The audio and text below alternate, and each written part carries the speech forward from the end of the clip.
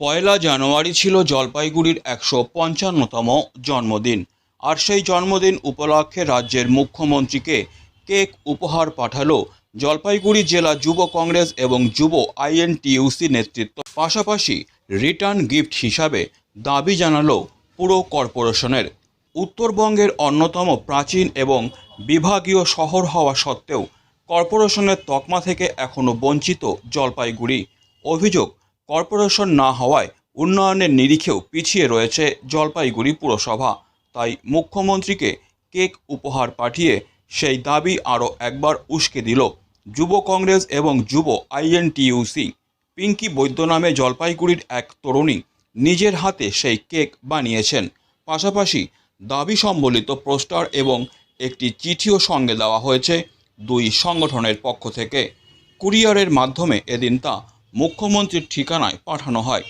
এবার অপেক্ষার পালা, রিটার্ন গিফট হিসাবে মুখ্যমন্ত্রীর তরফে নতুন বছরে কী বার্তা আসে তারই অপেক্ষায় এখন সকলে। কর্পোরেশন আমার সেই কর্পোরেশনটা রিটার্ন হিসেবে মুখ্যমন্ত্রীর কাছে চাচ্ছে।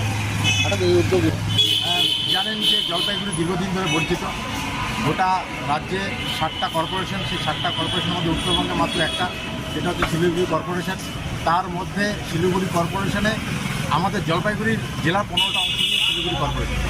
তারপরে আমরা দেখলাম যে জলপাইগুড়িকে ভাগ করা হলো, আলিপুরদুয়ার জেলা গঠিত হলো, বর্তমানে একটা সাব ডিভিশনও তৈরি হলো, কিন্তু জলপাইগুড়ির শহরের আর কোনো কিছু ঘটল না।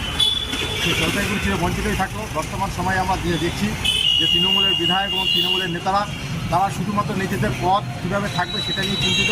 জলপাইগুড়ির যে দাবি দীর্ঘদিনের, সেই দাবি নিয়ে একবারও তাদেরকে চিন্তা দেখতে পাচ্ছি না। বা তারা বিধানসভায় বলছে, বা তারা রাস্তায় চেক এবং রিটার্ন গিফট হিসেবে আমরা জলপাইগুড়িকে কর্পোরেশন চাই। কী বা মনে হচ্ছে আপনাদের এই উপহার? আমরা আশা করছি মুখ্যমন্ত্রী সব জায়গায় দিচ্ছেন, সব জায়গায় করছেন। আর আমরা আশা করছি উত্তরবঙ্গের স্বার্থে, যেহেতু গোটা রাজ্যে 7টা কর্পোরেশন, উত্তরবঙ্গে একটা কর্পোরেশন দরকার। জলপাইগুড়ি আশা করছি আমরা কর্পোরেশন খুব শীঘ্রই পাবো মুখ্যমন্ত্রী।